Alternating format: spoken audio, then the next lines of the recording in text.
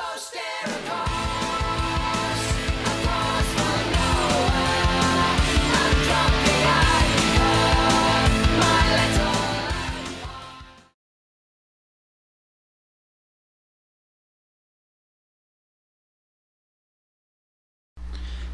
Good evening, Internet. Thanks for joining us on our Course for Nowhere. I'm your host, the Media Nomad. With me, as always, is the lovely Ivy and DJ Armor Joe. Hello, Internet. Bink, bok, boop. What was that? Bink, bok, boop. Hey, everyone. Until you get my name right, I'm not speaking I'll get your in name legible right English. when I stop being amused by coming up with other ways to say it wrong. Okay. That's never gonna happen. That's when that will happen. That is never gonna happen. That's when that will happen. That's never. The running never gonna jokes stop when I get bored with the running joke. happen. Oh, okay. Remind me of that comedy Bang Bang show. Have you ever seen that? The what? Check out the comedy Bang Bang show sometime with Reggie Watts and I can't remember the other main guy's name, but it's like a podcast, but it's comedy, and the guy's name is always misspelled and mispronounced right off the bat. Oh, nice. Well, see, I think back to the Rooster Teeth podcast, and they have a couple running gags. Like, Gus will always introduce himself twice. Oh, I love Gus. He's like a big old angry... I feel like he came out of the womb like that, angry and upset with everything. He just came out of the womb with, like, giant angry eyebrows and glasses. Yeah. Like, as soon as his head popped out, he's like, God damn it, it was warm in there. That just sounds very Gussy. Oh, Gus. We're making references to a much better and more popular show. Oh, yeah. How else are we supposed to jump on the bandwagon? Come on. We've got to get out there somehow. Can we tag them? Yeah, I don't see why not. We just we tag talked them? about them. Like, are we gonna sneak our way into their Google results? I don't know. You tell me. That's up to you. You're the one who does the tags. This is true. I do the tags. You do the tags. I do all the back end work. You guys just have to show up. God. Yeah, pretty much. Sounds like my sex life. I mean, that's... Oh. But, This is quality entertainment right here. Yeah, sure. That's all we go for here is quality entertainment. We don't go below the belt ever. No lowbrow here. No lowbrow. Mm-mm. And then, so moving right along from that, today we're going to be talking about a children's program. Woo! We're now slightly moving up the maturity ladder. Last week we did the Little Witch Academia, and then this week we have Voltron, the Legendary Defender. And come back next week for Edgar Allan Poe readouts. I mean, I wouldn't say no. If I had my way, that wouldn't be too terribly far off from the truth, I think. Oh, Edgar Allan Poe is the bomb. But, I mean, he liked kids, too. Wow, that just got dark. Nothing but the best. Alright, so as usual, we do the spoiler-free, like, back-to-the-book summary. But in this case, it's fucking Voltron. There's a bunch of people, they have their robot lions, the giant lions make a giant robot, and they fight giant monsters. Like, what the fuck else do you need to know? Dude. As far as the reboot goes, it's good. It's got a few minor issues, but otherwise, like, just go enjoy it. Seriously, Yeah. It's fucking Voltron. My husband and I actually have both really enjoyed it. We've ended up watching it together Oh, over dinner. well, that's nice. That makes it very cool, and you'll remember it better that way. Yeah. I don't know the word for that, but there's a word for it. When you're feeling a positive emotion and you're doing something at the same time, you're more likely to remember it. I don't know if that is nostalgia or what. No, it's something to do with, it's like there's like a psych term. It's like some sort of recognition. Yeah, that sounds about right, but I'm not smart and I don't read, so don't quote me on that. It's been a long That's your time shirt. with, That's your shirt. If we ever make merch, that's going to be your shirt. I'm smart and I don't read. Don't quote me on that. That'll be our people like grapes. Oh, I love that shirt. Back when I was in college, they had 2 psychology classes to choose from. You could take so you had, for your general education requirements, you had to take some social science, and some hard science. And so they had a social science psychology class and a hard science psychology class. And I thought, well, the hard science psychology class sounds way cooler. I'm taking that one. It does sound cooler. It also sounds a little bit more exciting. It was. We talked about like the structures of the brain and what experiments have found out what parts of the brain do and that kind of stuff. And just how hard everybody is. That does sound a lot more fun than sociology. Granted, that's subjective. Anyhow, pigeonholing so that I can turn off on the segways. Where were we? Voltron? I think that's what we were talking We're talking Yeah. about Voltron. There are actually spoilers for this Voltron, unlike, I guess, the older Voltrons, which were pretty formulaic, pretty basic. Not bad, just basic. You didn't really need spoiler tags for it. We do have a couple of bigger ones for this season. We're covering season 1 and 2. So, yeah, if you like fun and if you like monsters and robots and you just like fun, go watch Voltron. If not, then just listen to us bitch about it, and then you can just say you watched it. Yeah, there's that too. And I mean, Voltron does a very good job, in my opinion, taking an overarching plot, kind of like Cowboy Bebop would, and having that underneath with subtext, and then occasionally reading it. But most of the episodes are just, you could pick them up and watch them anytime.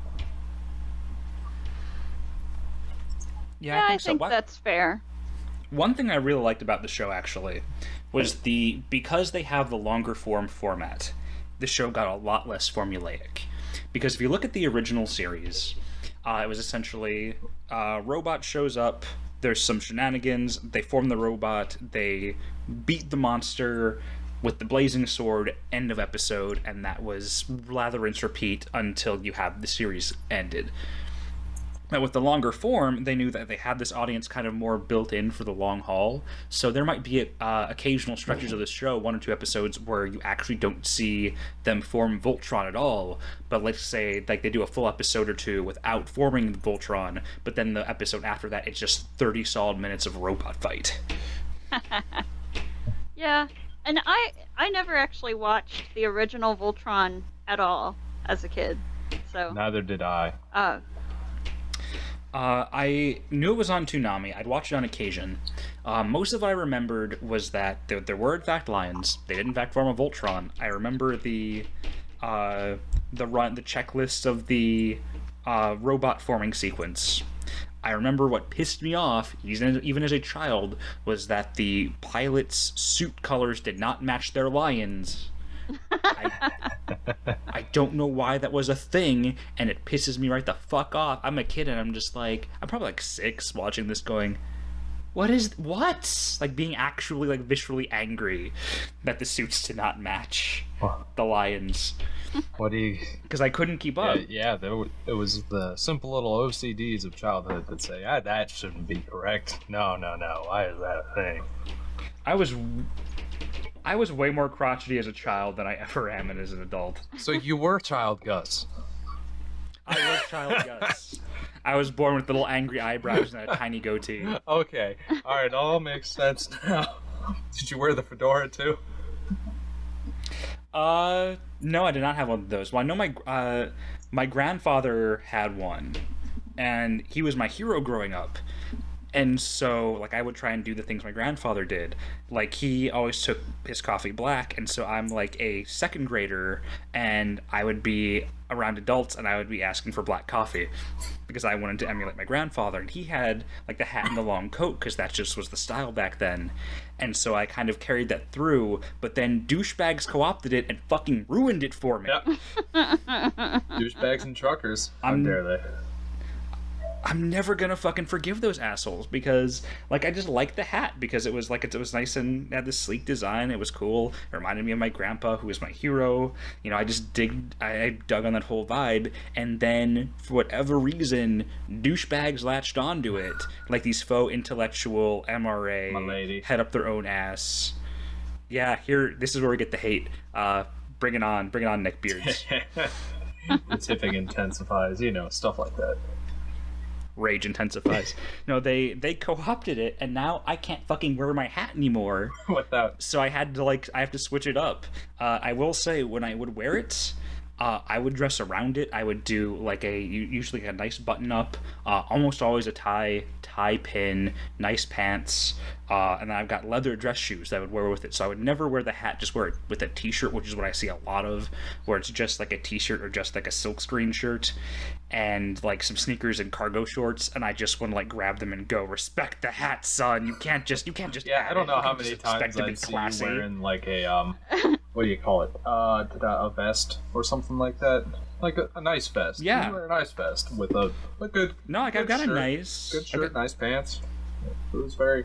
You, out of all the people that I've seen wear a fedora, can pull it off more than anybody I've seen. Yeah, I'd agree with that. I will also say that mine is actually came from a nice haberdashery, whereas most of what you see the plebes wearing comes from Target or Kohl's. So Ooh, fancy. It's like an actual like nice, well put together hat that I picked up, and I'll never wear. That you bought from a guy who's now crazy off the glue fume. Quite possibly. You know Well- what though? Like, it's not a real haberdashery if it's not a little bit crazy. Yeah. I mean, that's actually what used to happen to people. There's like a whole theory about Howl's Moving Castle with Sophie actually just being crazy from being a haberdasher and none of it having actually happened. Is that what's up? Is that the theory in that? Oh man, I could see that too. Oh wow. Oh, that's interesting. So speaking of anime, we watched this new Voltron show. Oh yeah. Yeah. We keep getting sidetracked. I mean, that's cool and all, but yeah, Voltron, great show. Voltron was a pretty good show. Well, I've saw some interviews with the creators, and this is a new series that came out in 2016 for Netflix. It's all streaming. And what they tried to do was recreate the show that we remember watching as kids, or they remembered watching as kids, as opposed to the show they actually watched. Oh, yeah, that's a good way of looking at it. Of So like, they- let's do this nostalgic thing, but actually make it the wonderfulness that our nostalgia remembers. Right, because you go back and look at anything, like I actually rewatched bits of Power Rangers recently, for the upcoming movie, like the OG Power Rangers. And like that show is like, especially the 90s movie, it's fucking dumb. But it still has a charm to it, but it's not like the super cool thing I thought it was as a kid. Right. And I think that's the same way they approach Voltron, where they remember like these deeper storylines, when really it was just, oh hey, something happened to Sven, throw the princess into the wolf, or into the fucking the lion. Right. Also Yeah. give her pink armor even though she has the blue lion because she's a girl. There's so many nice little things in that show that they've done to make it a lot more approachable as an adult audience. They really did hit that nostalgia factor, because I did not watch a lot of Voltron when I was younger. I watched more Power Rangers and stuff like that. But you still get the feel from this show that I remember getting the feeling of watching Power Rangers when I was a kid. And Power Rangers and Voltron are one and the same in my mind, very similar in ways. I mean, less giant robots, more giant robots. It's really kind of like apples and apples when I think about it. But the feeling Well, they are both- that I get from the show gives me the same feeling when I was a kid. Well, they are both just redubbing of Japanese shows. Originally, Voltron was a Japanese show called Beast King Go Lion. Oh. And then they just redubbed it for the States. And the same as, like, Power Rangers was a franchise called Super Sentai, and they kept all the action sequences, and then they just reshot the out-of-costume sequences, and then marketed it, because Hayao Saban realized that they could just, like, with a really low budget and minor tweaks, just use the footage from previous existing show without having to actually put all the money into all the cool effects and everything, and then it's just like- cash in on it. It's like the Ed Wood of 90s TV. Just take stuff that's already been made, shove it in there. Except they did a better job of it than Ed Wood would have. Yeah. You know what? Like, I know. Were you there for Ed Wood month way back when we were Endless Library? Oh, yeah. Well, I mean, I was on. I did the Glen or Glenda movie with you guys. That was fun. I like that. Oh my gosh, it was so bad. But anyway, what's not bad? New Voltron. That's Right, yeah. That's absolutely true. I will say I think the voice actors all did a really good job, and there's a number of actors that I really love in the show. There's Steven Yeun, who I believe voices Shiro. Let me check. I've got the Wikipedia article up Yeah. right here. I keep forgetting, but I know there's Steven Yeun. There's who voices Pidge? Pidge is voiced by, let me make sure this is Voltron. Yeah, Voltron Legendary Defender. Pidge is voiced by Bex Taylor Klaus. I like her because she's in a show that MTV did, Scream. Like MTV made a television series out of sort of very loosely, not really based on the Scream movies. And it is astonishingly good considering my expectations going in. Like, my expectations for that show were like at 1, and I actually loved it so much. I'm really hoping they bring a 3rd season for that show. And so I like that actress. I also really like Rhys Darby, who voices Karan. He's a New Zealand comedy actor. He was in the most recent season of The X-Files that Fox did a couple years ago when they put out, the brand new season of The X-Files. Hands down, the funniest episode for The X-Files ever filmed. I love the episode that he was in. He was the manager for the Flight of the Conchords on the Flight of the Conchords show. He's just hilarious. I love him. I guess I didn't even remember Karan being in the original series. Like, I just thought for the longest time, I thought he was a new character until I went back and I redid some stuff, because I've seen both seasons through twice as of the time of this recording, because I watched it once by myself and then once with my girlfriend because she wanted to watch it. So I went back and I looked through some of the older stuff for preparing for it today. And yeah, I didn't even remember Karan was around. And I saw him again. I'm pretty sure he was in the original series because he was in the Voltron and the Third Dimension series that was in the 90s. Yeah, that we watched. You sent us a YouTube link for one of those old episodes, and it was so funny because I was listening to it and I'm thinking, "Oh God, is that Billy West?" Oh, right, this was Billy West. pre-Futurama. This was pre-Futurama Billy West. Although Billy West was Pidge, and then the best part though was that he used the Zap Brannigan voice for like a generic space captain whose ship got attacked by evil robots. Oh, wow. He used the Zap. I'm not gonna try and do the Zap Brannigan voice. I'm not even gonna try. Yeah, you're better off not. That would be a little rough. Yeah, I mean, it was just wow. I don't.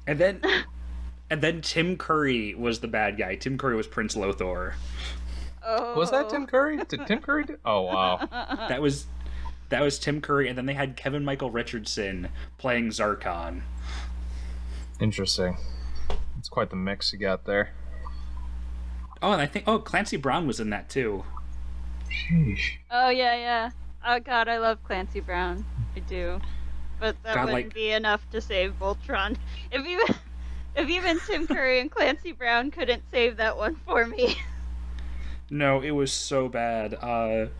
It was, first of all, the CGI is atrocious, even by the standards of the time, because I have revisited some other CGI shows like Beast Wars and a little bit of Reboot a couple years ago, and even by those standards, Voltron and the Third Dimension does not hold up. I can see that. Yeah, it is. Man, so bad. But it was fun to. I do have a masochistic streak in that one department only, where I like watching really terrible things for some reason, and Like- that was a good You one. like the for about cringe-worthy 20 stuff? minutes. Yeah, I just the really really bad zombie movies, all that kind of stuff. I'm up for that, but yeah, this was bad. I didn't really want to do more than one episode. Yeah. Yeah, I sent it like as a gag because I think you were worried I was gonna make you watch the whole thing for the I episode. was. I'm going, no, you know, I was we're gonna watch super good worried. Voltron. We're gonna watch good Voltron. That's the way to do it. Sorry, Billy West and Kevin Michael Richardson and Clancy Brown and Tim Curry. We love you. Sorry, you wound up working on a really crappy Voltron series. Yeah. I think the only actor I realized like right out the gate for the new one was, like you said, Cree Summer as Hagar. Oh, and then of course, the other voice I recognized was Hunk's voice. And I can never remember the actor's name, but he's in a lot of comedy things too. He used to be on a show called Reaper, I believe. Oh, is that the one where there's the slacker who got Yeah. who had to He was on work Reaper. for the His devil? name's Tyler Yeah, Labine. yeah. Tyler Labine. Yep, he was on Yeah. Reaper, and he was was also on- oh, in and- that film Tucker and Dale versus Evil. Yes, that was a good one. That was a very funny movie. Oh, hey, I know this guy. It's this guy. Okay. Yeah. He's a That's pretty much all of the actors on that I'm talking about. It's like, oh yeah, I know that guy. That yeah. Oh, I recognize that one. evidently he's Yeah. gonna be in Super Troopers too. They're making a second Super Troopers? Yeah, of course they are. They're rebooting everything anymore. It's kind of a shame. Well, I guess, like, I don't know, like, it feels weird to get a sequel, what was it, like, a little over, over a decade after the original? Tell me about it. I mean, the Coen brothers are getting back together to make another Big Lebowski. What? Yeah. Yeah, and they're getting a lot of the original people back to do it. Wow. It's going to be about I don't- Jeff Bridges' son. Yeah, I don't know. It's sort of disappointing, all of the reboots of everything always Yes. lately. Yeah, I'm getting very tired As of we it. talk about a reboot. Yeah. As we talk about a reboot, but I would like to stress that this one is actually really good. Much better than the original, I Voltron would say. is So, certainly deserving of a reboot after all how old the original Voltron is and how campy it was. It needed a reboot. Speaking of the camp, though, I do appreciate that the show, even though it can get really serious and they had a lot more character-driven drama, the show was really good at not taking itself too seriously. Yeah, I can come in with that too. A lot of banter between characters and stuff like that, but you get a lot of their development as well in there, which made it more interesting for me. Because some things do only banter, and that gets a little tiring for me because I don't ever see the characters progress or grow, and that's what I want to see within something. Voltron didn't really have that. They actually grew characters and had them go through issues and struggles. Yeah, I think everyone except for Lance had their own kind of sub arc for the most part. Hunk had his whole thing with rescuing the alien lady on the living planet. Keith has his whole thing where he finds out he actually might be part alien. Shiro is trying to get his memories back because he was kidnapped and experimented on. And then Pidge might have one of the more interesting ones where you find out that Pidge has actually been a girl the whole time. And then she's trying to rescue her brother and her father who have been abducted by the aliens and they don't know where they are. I did like that whole thing. I was glad that there was a female paladin in the end, though to some extent I was looking back on it. It had been a while since I watched the first season, and I was like, why was Pitch disguised as a boy again?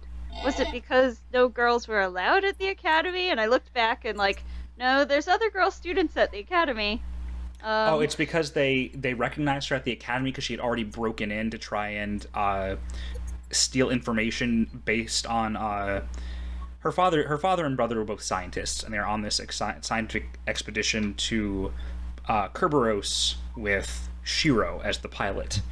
And so she was trying to figure out what happened to them because they lost contact. She broke into the Galaxy Garrison Academy to try to steal the information, and she got thrown out. So the disguise was so she could re-enroll as a student, and part of that was included no one's gonna think that the girl who busted in is also this same little guy who's applying right now. Yeah, though it does somehow seem sort of, I don't know, insulting that it's like, oh yeah, just cut your hair and change your name and nobody will recognize you. Not Hey, even she the guy also- who actually caught you and looked you full in the face the first time. She also put on glasses. Oh, yes, that makes all the It's the Clark Kent syndrome as far as I'm concerned. Like, that was... But, I mean, I don't know. I guess they're like, oh, she doesn't look the same. Kids won't make the connection that it's the same person, maybe. But then also, it seems like she and her brother must be, like, freaking twins.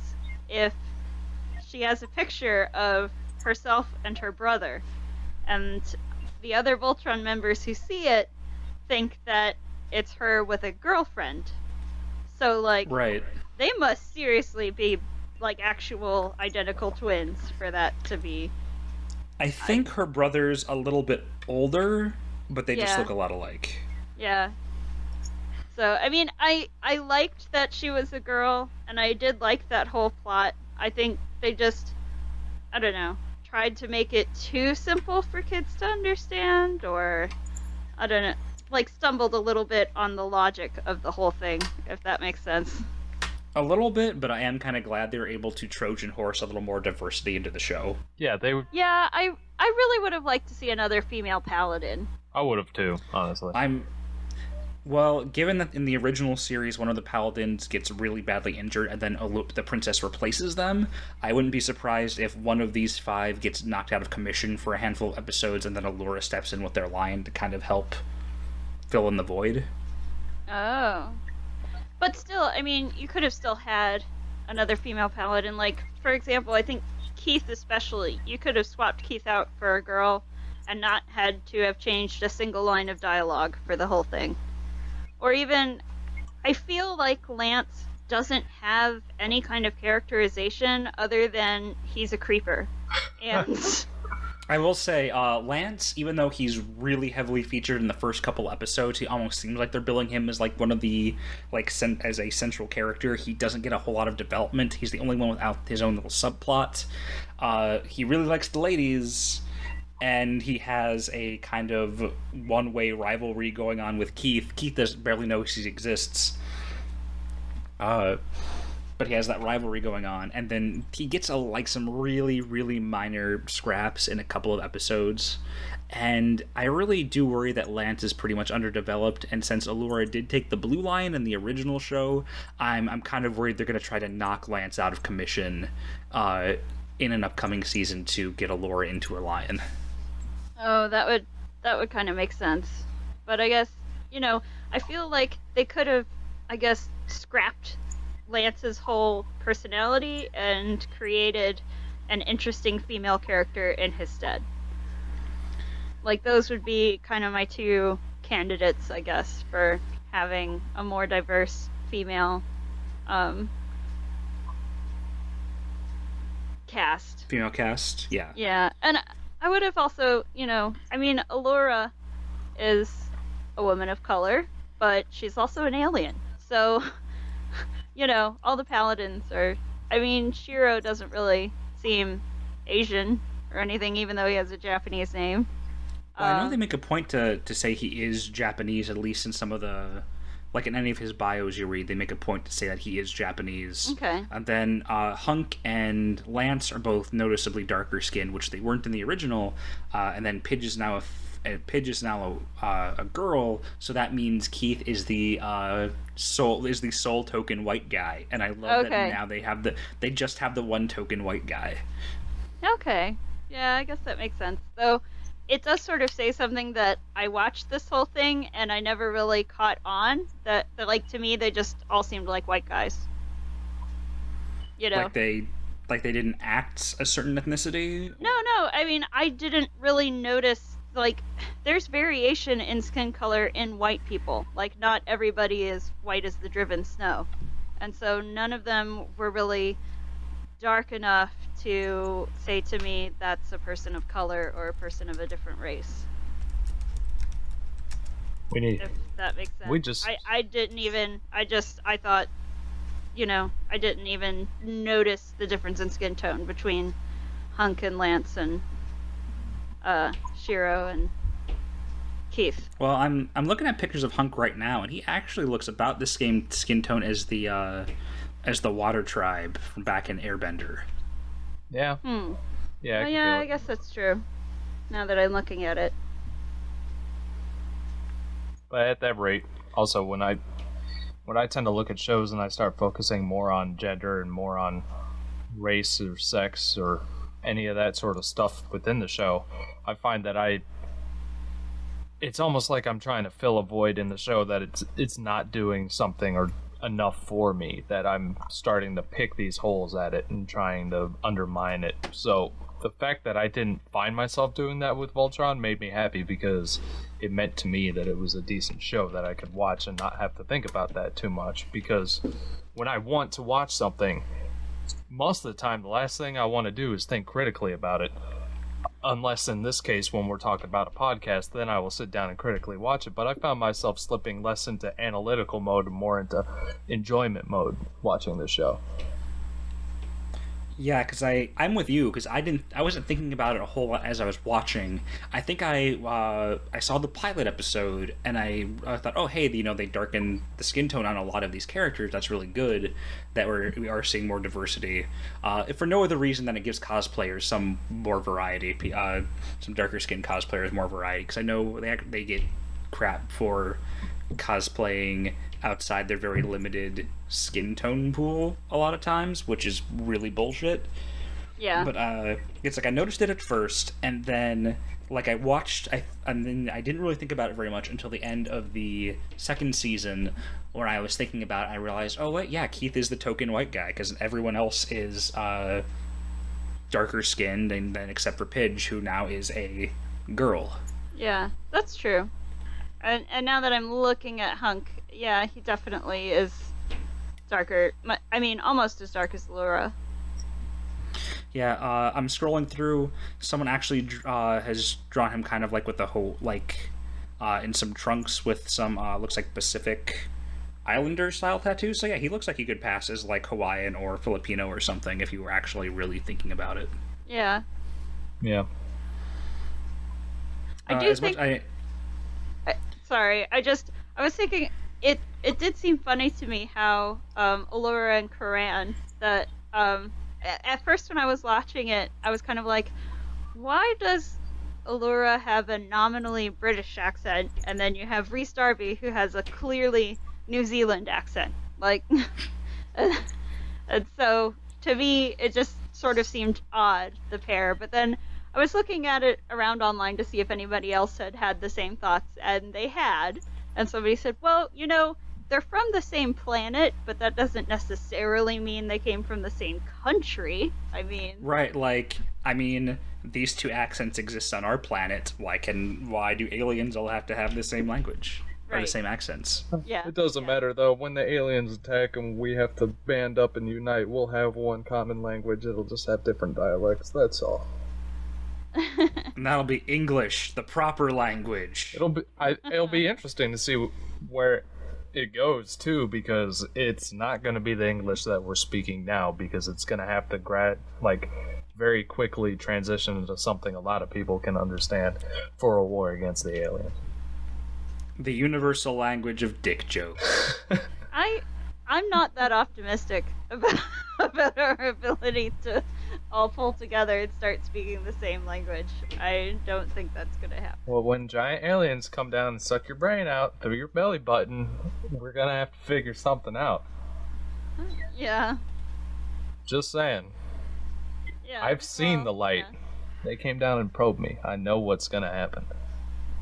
I think we'll probably come up with like the Babelfish universal translators or whatever Oh yeah. before Alright, guy.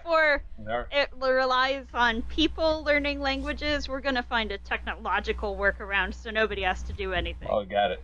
Google Translate. It's just glitchy. In people's defense, learning other languages is hard unless you grow up with it. Yes. Yeah. Because I know America is one of the few really developed countries where the majority of the population is not bilingual. Yes. Because most other countries, they start, like I know Europe especially, it's really uncommon that you find someone who doesn't know more than one language by the time they are at least like a young adult.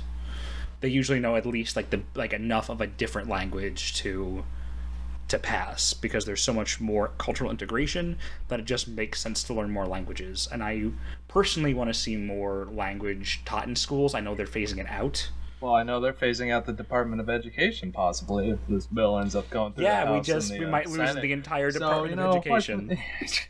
Come on. Yeah, I'd like to see that too. I'd also like to see that bill not pass. We'll see how that goes. Yeah, I mean, it's a shame. My mom is bilingual.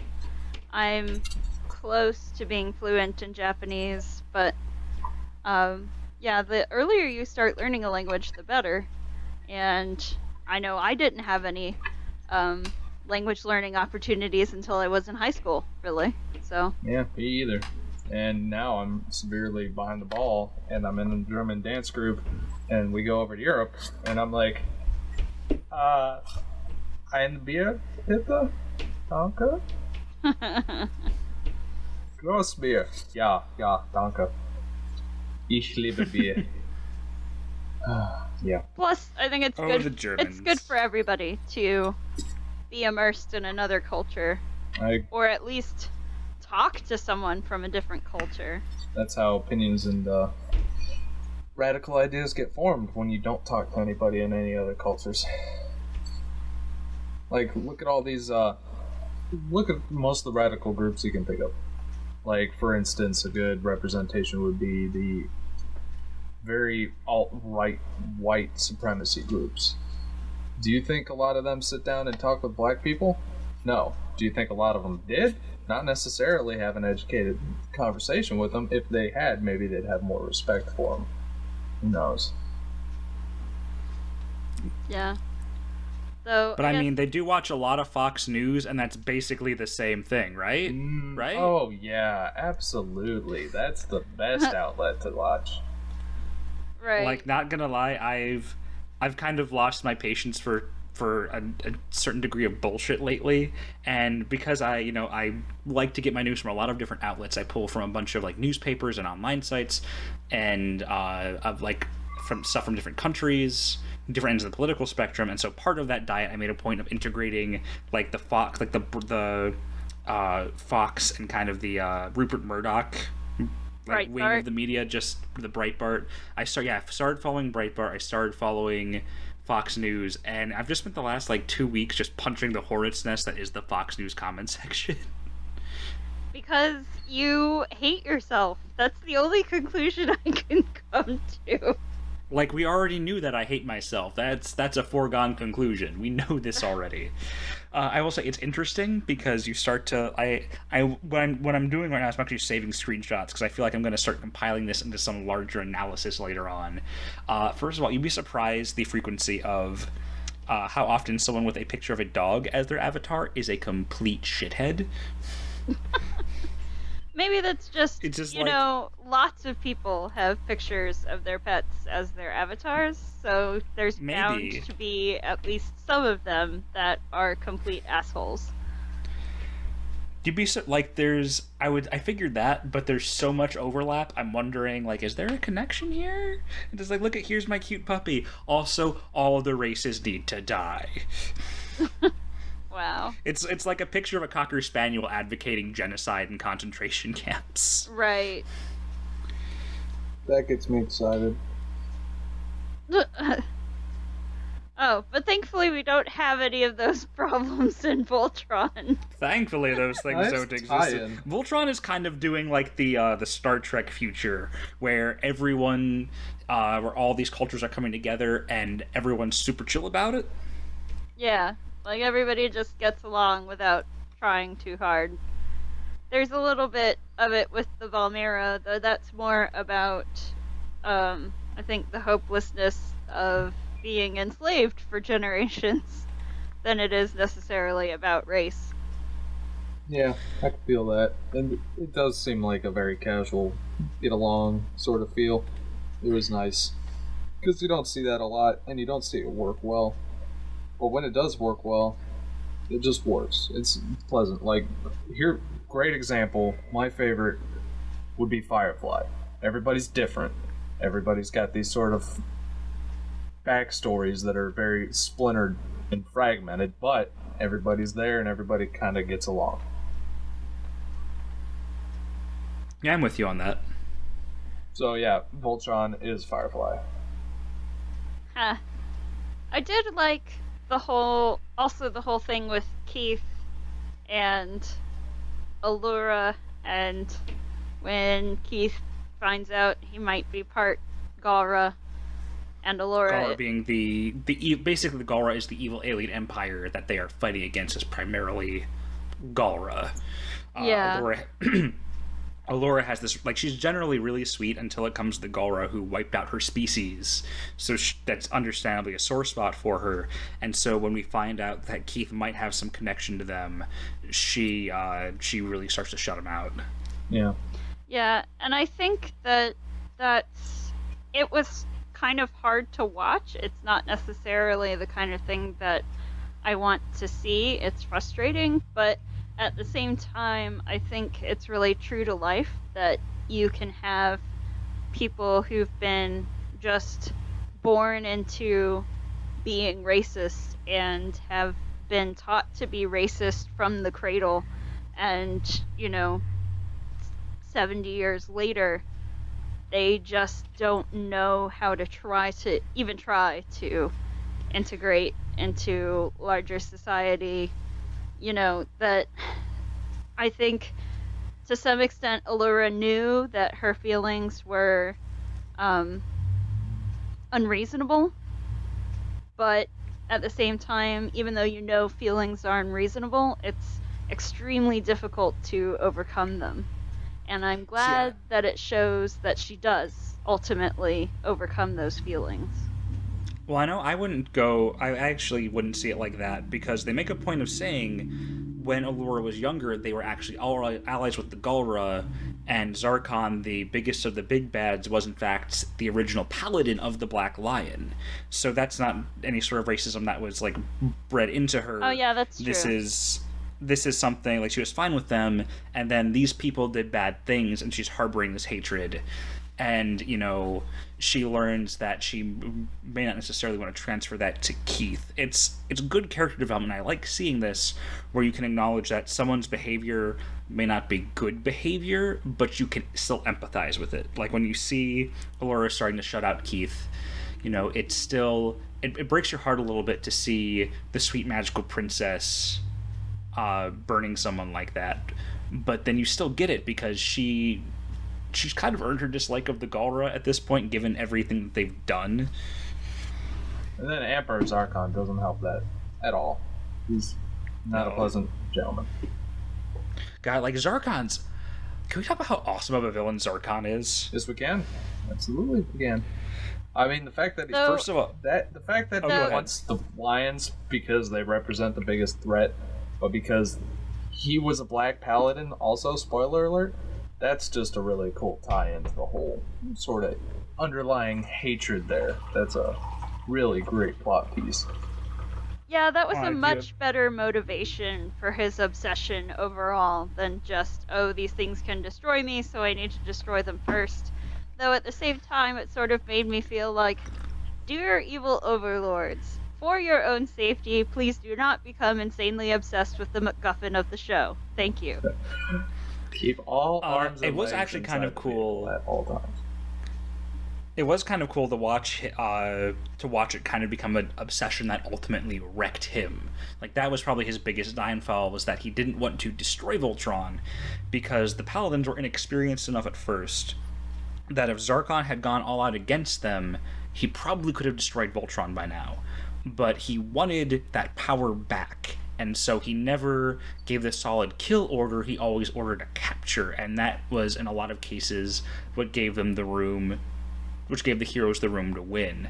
So if all he wanted was to destroy the threat to him that the Voltron posed, he probably could have done it by now, and he would have no more real opposition, period. And when you think about it, too, all the weapons and everything he created to fight them in the first place were so advanced and able to hold their own with Voltron that he should have just destroyed them in the first place anyhow, because he could have made something better, arguably, in my opinion.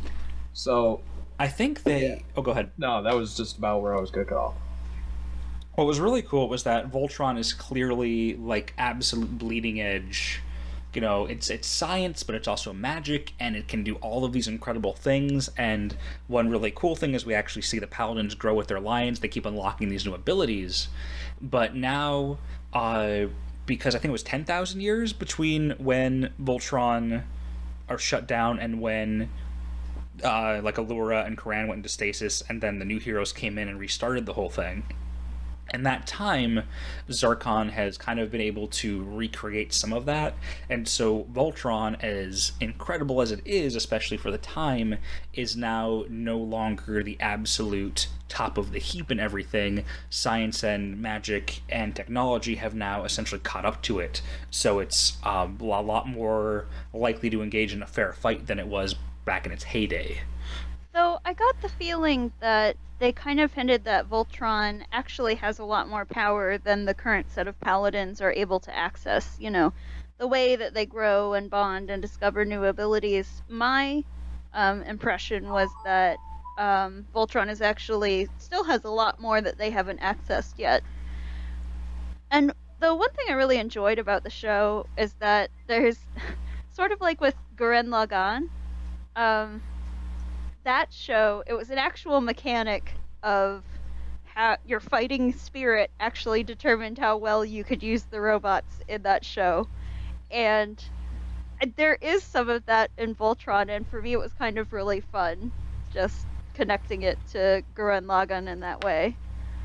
I know that's a pretty common trope in a lot of anime, especially not mech anime, but super robot anime, stuff like Gurren Lagann, or you even see it in pretty much a lot of anime. You see, like, the fighting spirit is directly connected to fighting ability or power output, and then anime does a better job of this than a lot of American shows, in that they couple your actual, like, fighting growth with your personal growth. So usually the Paladins will unlock new abilities, especially for their individual lions or for Voltron as a whole, after they've obtained some sort of personal growth, or they're on some sort of very personal mission, is when they'll start to unlock these new abilities. That's a very Japanese trope when you think about it. And they exemplify inner growth and spirituality and expertise coming out of that ever since I've been reading books about them.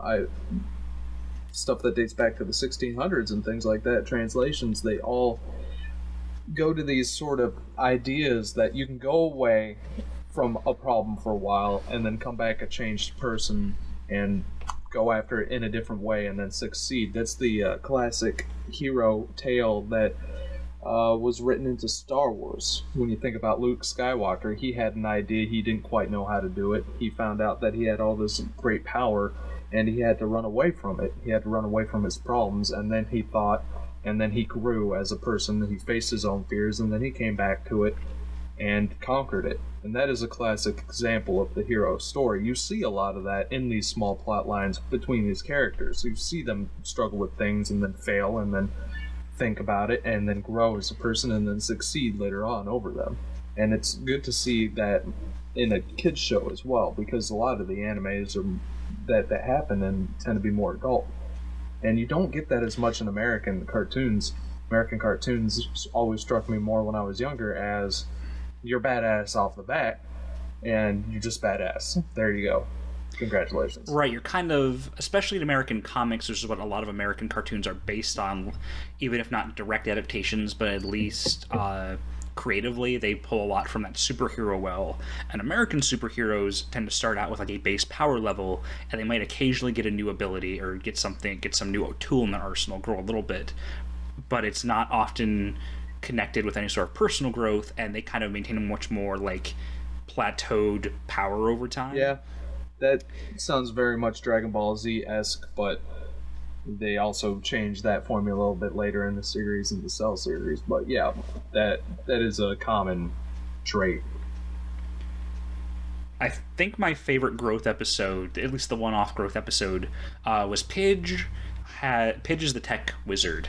Like he's really good with, or she's really good with computers, really good with software, and she's kind of the whiz kid, which is what she was in the original. And then, so she's this huge nerd, but her lion is the green lion, which is, I guess, the plant elemental, would be the best way to put it. And they make, she makes a few comments about how she's a nerd, she doesn't like going outside, she doesn't like getting dirty, she wants to be inside in her AC with her tech, and in a way that seems like it's at odds with the lion she has. And then she finds a planet of, I guess they call them the sort of literal tech wizards, and they found a way to integrate technology and plant life together. And they have this philosophy that, there's not so much this divide that we think is there. We're all kind of made of the same stuff, the same cosmic stuff. Yeah. We're all made up of stardust, and so these people find a way to like hack trees and turn them into little mechs, or turn flowers into lasers.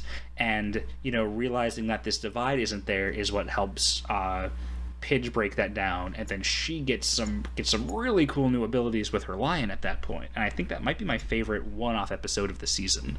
Yeah, season 2. I agree. I really enjoyed that too.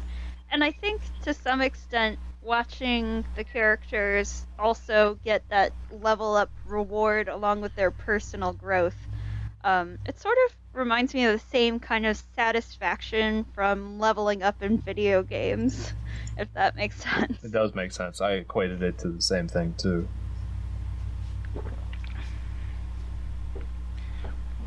I think Shiro probably got some of the bigger power outputs from the season, though. Because I know he didn't change a lot as a character because he's this strong, stalwart leader.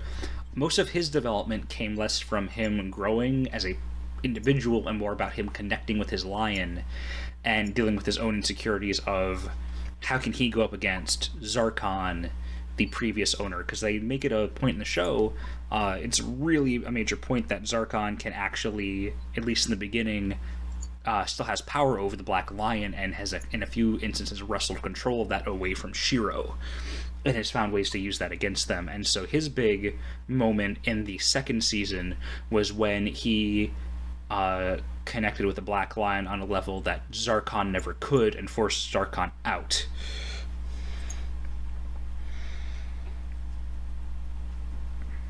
Yeah, I think that shows some growth as a character too, though, because it's sort of, a lot of people struggle with like feelings of inadequacy against their predecessors, Yeah, that is an So- interesting point. You see a lot of people in everyday life struggle with that. When you think about the business model, and people learn from their successors and then try to move up to their positions, it doesn't necessarily work every time, and it's cool to see that portrayed in the cartoon series.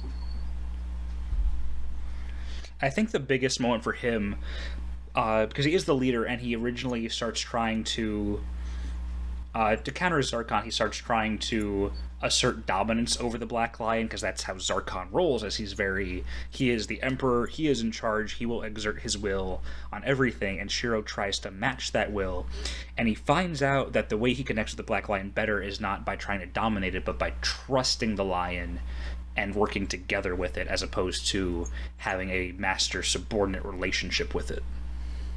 Which is interesting to see in a cartoon. But yeah, it is nice to see that. And that plays out in real life to some extent too, because you see that in the workplace as well.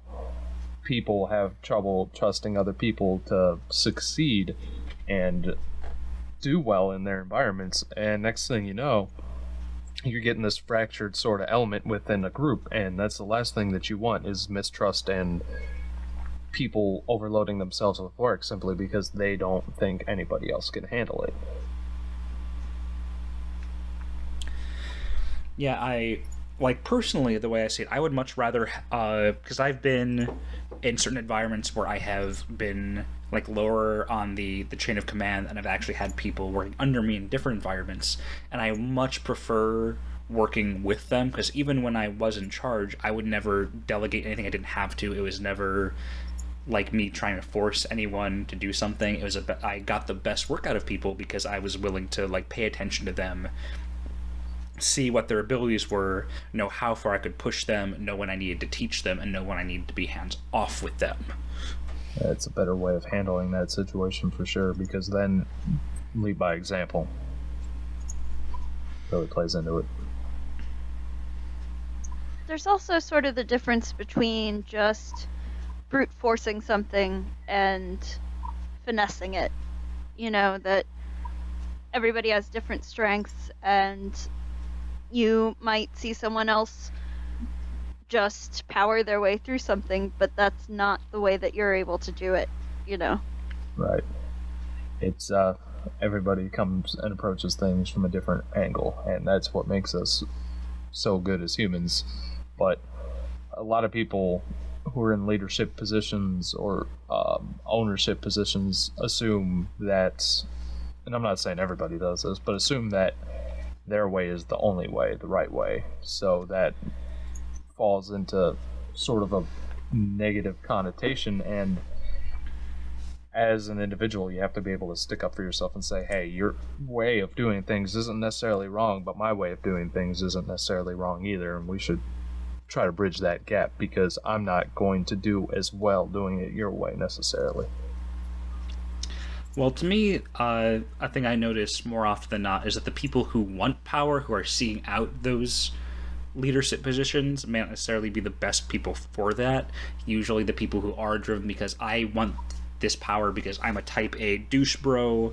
It's about dominance. It's about, you know, being the alpha. All this other bullshit that I hear espoused by a lot of these people is just them ego stroking, and it shows no actual leadership qualities other than you're willing to be more bullheaded than everybody else. Right. And that's not necessarily... that isn't the right way to be. That comes off well in sales, and it comes off well in other situations where you fake it till you make it, but sometimes you never make it. Next thing you know, you're just stuck faking it. Well, there's a difference between tenacity and being an asshole. Yeah, it took me a long time to learn that one.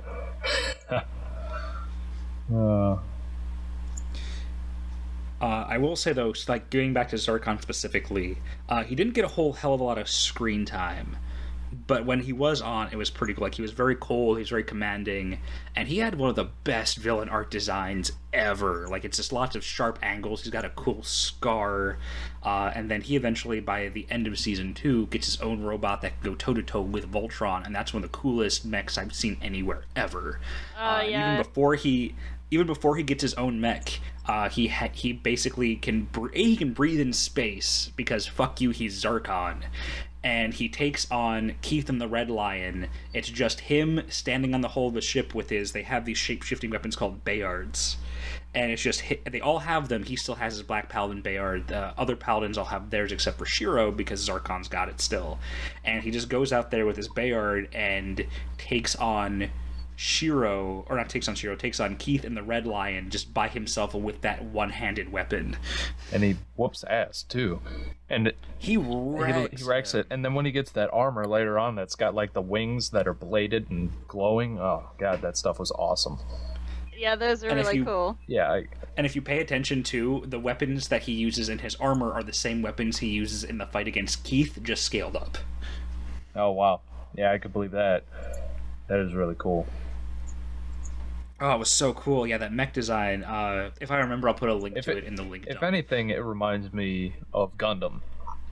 That mech very much reminded me of Gundam. And, like, there was a Unicorn Gundam, for example, that it reminded me of specifically, where the armor looked very horse-ish but it was a lot more sleek than this armor.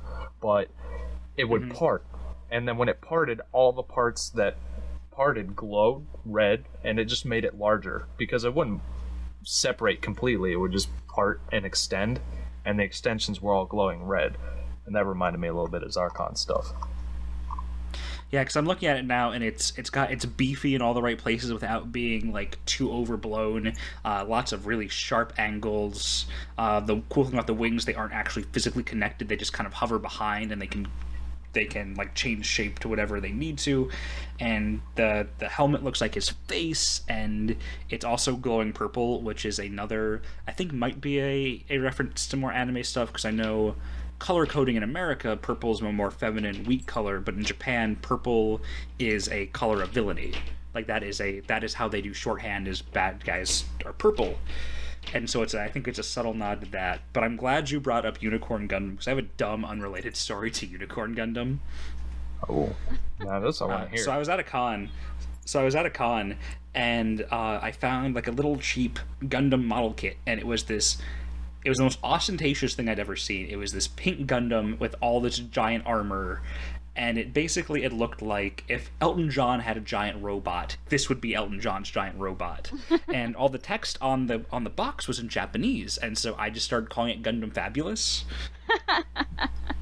But then some douchebag overheard me, and he gets really butthurt. He's like, "It's not Gundam Fabulous. It's called a Unicorn Gundam." I was looking, I'm like, "That's not more macho, dude."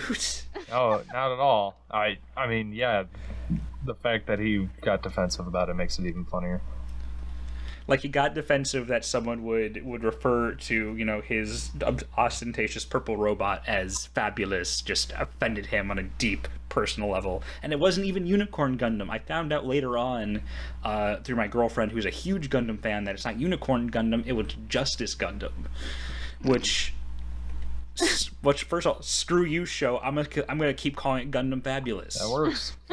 Nothing upsets me more than when fanboys get butthurt over something rather than just explaining nicely, hey, it's actually called this, which is really cool. And like, rather than trying to splinter and like make yourself look better and more knowledgeable about it, wouldn't you want to try to get more people into it and stop being such a dick? Yeah, I'm with you, because I had traits of that when I was younger, and now mostly through up through the end of middle school is about the time I started growing out of this. I was just like, you know what, this is a thing that's fun, and I can't force it on someone, but if I can make it sound cool and if they enjoy it, then let them have their thing. Right. That's fanboys are great and fangirls are great. It's cool to be like, small story, I'm really into Final Fantasy as well, and I love the music, I love the games. We've already talked about it. And my ringtone was the victory theme from Final Fantasy VII. Dun, dun, dun, dun, dun, dun, dun, Or pretty much any Final Fantasy, yeah. So I'm walking down Kent State University's plaza, and it goes off, and this guy, I have no idea where he was from, but he didn't speak very good English. He just goes, "Oh!" He's like about 40 feet away. He just goes, "Oh!" And he's like looking at me, and I just lock eyes with him. I'm like, "Yeah." And he just runs over. He's like, "Oh, Final Fantasy, yeah, good game." And I'm like, "Yeah, great game." And he pulls up his awesome. shoulder sleeve, and he had tattooed on his shoulder Shinra Co. And I was like, "Oh, bruh, we're very Nice. good friends right now." Because for anybody That's who's badass. listening who doesn't know, Shinra is the main villain in Final Fantasy VII, or one of the main villain companies. And it was just really goofy because we were like both like, "Yeah!" It bridged the gap of not being able to speak very well to each other, and then we just went on our separate ways. It was cool. Yeah, that is really cool.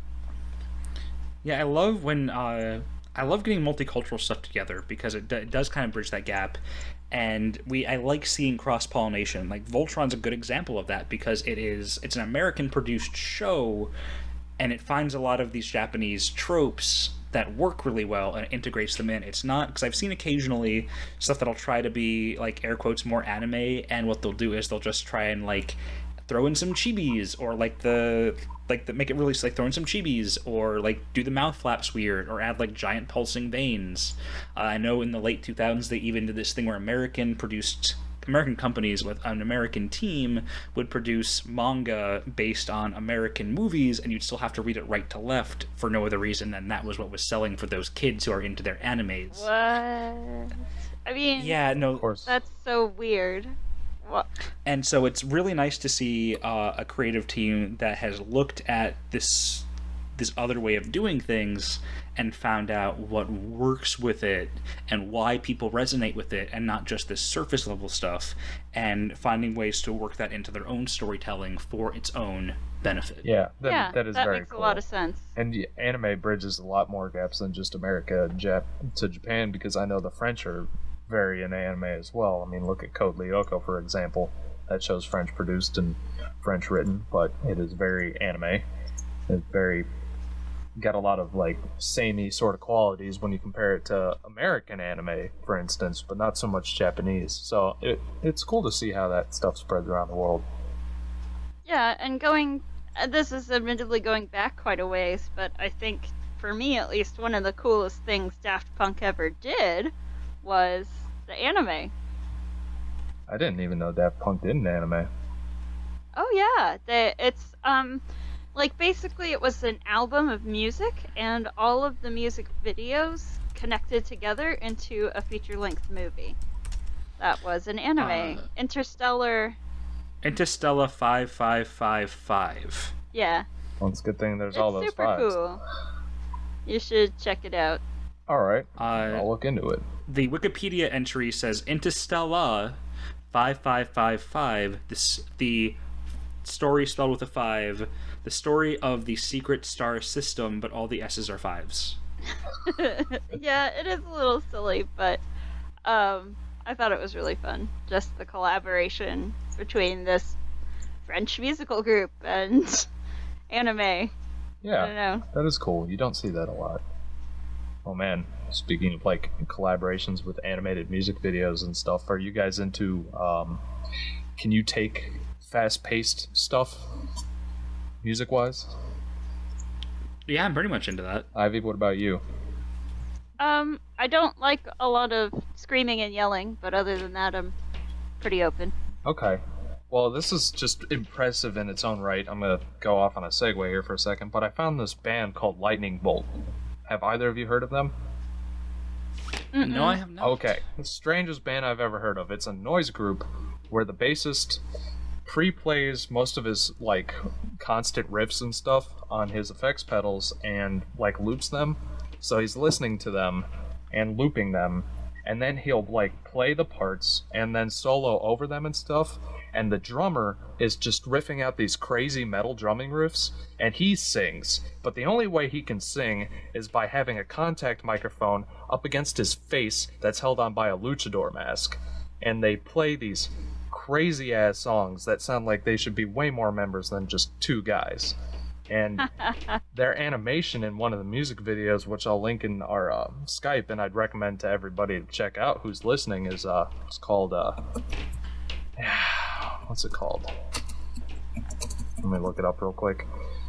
Yeah, there it is. It's the Metal East. It's an official music video for that, and it's this trippy acid sort of animation style that reminds me of Super Jail. Have you guys ever seen that? Oh Christ, Super Jail. No, I've never heard of it. Super Jail was an Adult Swim Well- cartoon, and it's very like wavy lines, sort of inconsistent patterns in their animation, but it's a lot of fun to watch. Lots of bright colors, lots of oversaturation, kind of simple designs.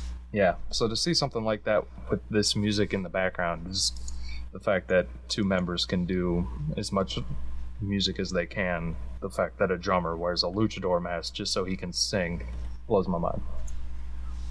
Cool, I'll check it out. Yeah, I'm game. Yeah, I'm game for that. it is very riffy and very fun. I hope you enjoy that, and I hope anybody who checks it out enjoys it as well. Yeah, I'm down for that. I'm a huge music nerd, so maybe I can do a spot of recommendation music at the end of each podcast. Yeah, I'm down with that. Like, just kind of work it in. Yeah, Yeah. like animation. This video is animated. Check it out. Although, if we don't have, do we have anything planned for next week? Because talking about the Interstellar 555. Since Voltron was such a long watch, we want to just do the full on. I guess it's a full movie. When you put all the music videos end to end of the Interstellar 555 album. Yeah, 4-5. I'm not sure where it's available. If you can watch it all on it's just on YouTube. But also, at some point, I really want to do What We Do in the Shadows What are we doing? with you guys. What are we doing in the shadows? Now, is that a film or is that a show? It's a movie. It's It's a comedic horror. mockumentary. Yeah, comedic horror mockumentary about vampires living in a flat together in New Zealand. Oh, you've told me about this. Yeah, I'd like Yeah. to check that out. I'm looking up the description now. It looks fun. You can watch it on Amazon Prime. Okay. So I found Daft Punk has the whole, someone's put up the whole album thing on YouTube. Looks like it's about an hour's worth, so that might be a lot easier for you guys to digest as opposed to trying to power through a solid 2 seasons of a television series. Thank you. And I have to look for it, but it ties in very much with what we're talking about right now.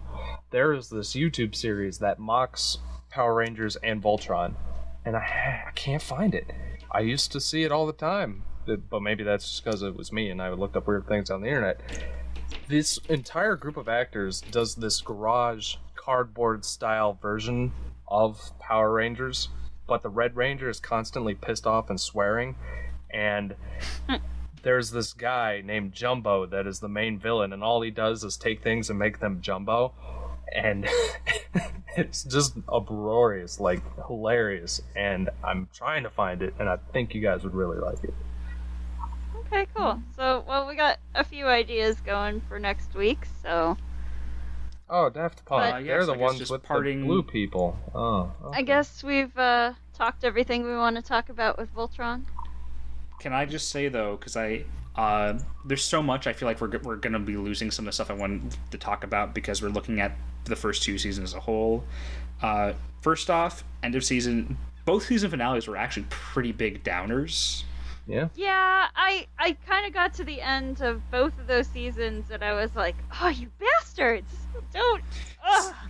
Season 1, which is the end of the 12th episode, ends with them very nearly getting wrecked, only barely managing to escape because there's a traitor amongst Zarkon's army, and even then their wormhole gets corrupted and everyone's scattered around and it's a mess.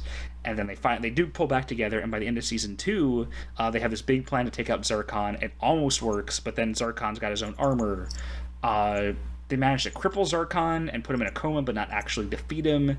And then they tease Prince Lothar coming up, but even then they don't actually finish off Zarkon, and Shiro goes missing. Yeah. So even though this is a huge blow, it still kind of leaves this cliffhanger ending, which is not something you see a lot of creators, especially in American stuff, willing to do. At least not anymore. They used to, I think, do it all the time, but I see it not so happen much anymore. a lot more in Netflix series. Like the things that I really enjoy, such as Better Call Saul, Breaking Bad, the Netflix series Marco Polo, things like that. I see it in Game of Thrones, and stuff to tie over to the next season of The Walking Dead, but I don't see it that much in anime. I think it's more to do with the fact that we've gone to a streaming model where, in the old days, if you had to be in front of your TV at a certain time on a certain day to watch this show, and there's a good chance that every episode could be somebody's first episode, and there's also a chance that that may or may not be the last episode they watched. They had to keep things kind of self-contained. But now that we have a streaming model, it's a lot easier to go back and rewatch stuff. You can see that they're a lot more willing to do these much larger, more interconnected plot lines, because if you have the subscription, you can just go from start to finish without any problems. Yeah, and they have to figure some way to try to retain the audience to come back next year. Yeah. So endings were kind of downers. I will say, though, how awesome was the Space Mall episode? You know, Oh, yeah. I like that one a lot. That was really nifty. I like the art direction in that. It played out well in the mall sort of scene. It was it was essentially the little like break between the heavier season of 2 and then the really big, dark, complicated finale stuff getting underway. They have to look for a spaceship part, and they go to what used to be like this really shifty bazaar and is now just a mall in space. And it even has like this really slobby, overweight security guard who idolizes Zarkon but is nowhere near as cool. He gets around on a little space segway. Yeah. That was one of my favorite parts. And I loved how Hunk turns into like Iron Chef, you know. Yeah, that was funny In the mall. too. Oh my god. I loved Hunk because, first of all, they made him really smart. Like, as far as like, raw brain power, he's a damn good mechanic. He's probably on par with Pidge as far as brain goes. So, like, I like how they did that, because usually shows have one smart character who does all the smart things, but they actually split it up, where, like, you go to Pidge if there's something wrong with your laptop, but you want to go to Hunk if there's something wrong with your car. And they also made him this really, like, bomb-ass gourmet chef. I do think they went a little overboard with the fat jokes for Hunk, because they kind of just kept going with that as a personality trait, and that was, like, 60% of his dialogue is just him talking about food. Yeah. That, as a fat person myself, it does get a little bit old, that kind of characterization. Yeah. Every single time they said Hunk in that show, I just kept thinking of Hunk from Resident Evil, but that's because I'm odd like that. Oh, I was like, I don't know. Also, I was like, really? The fat guy? You have him named Hunk? I don't... That goes back to the original show, though. Yeah, it does. Yeah, I know it does. They can't just, like, change all the names on you. But, yeah. Just... though, actually, I will say, Japanese society as a whole is a lot more okay with making fun of fat people than America is, which is kind of sad. I don't know. when you Americans feel it. Americans are pretty shitty when it comes to weight. Like, I've seen a lot of really negative. I'm a pretty lean built guy, Oh. but I've seen the way that other people who are heavier have been treated. Oh, don't I know it? But Yeah. as shitty as America is, Japan is pretty bad, but in a less in-your-face way. Like, rather than people actually calling you fat ass just to be mean, you have your well-meaning friends and family who are constantly reminding you about your weight, and there's this enormous pressure to conform to the shape that everyone else is. Whereas at least in America, there are a lot more fat people in America than there are in Japan. And while that's not necessarily a good thing for everyone's health, it does help a little bit in that we have some awareness campaigns and some ways to kind of say to people, hey, that's not okay. But in Japan, I felt fatter in Japan than I have ever felt in my life. And Yeah. and it's Aw. sort of just really casual to say, like, if you're trying to describe someone so that they can find them, you can just say the fat guy, you know, and like that's not even considered rude in any way. It's just, Fat Neil. It's just, yeah, the fat guy. It's a lot like that over in Europe too. But anyhow, Yeah. But I like So that are we they... also going to end the show on a downer note? No, I like that they gave Hunk other things, you know, that he is really smart and that they value him on the team for being the protector and the engineer, you know, and even though he is fat, I mean, he has so much to offer the team, and Yeah. he's really valued. that is cool. Oh, stray observation. Hunk's the only one with a male lion. All the other lions are female. What? So, what is the main trait of a lion that defines a male versus a female lion? Oh. It's the mane. And Hunk, if you look at the armor built into his lion, because he has extra armor because he's like the beefy earth lion, has what could be construed as a mane, and he refers to his lion as a boy, whereas all the other lions do not have manes.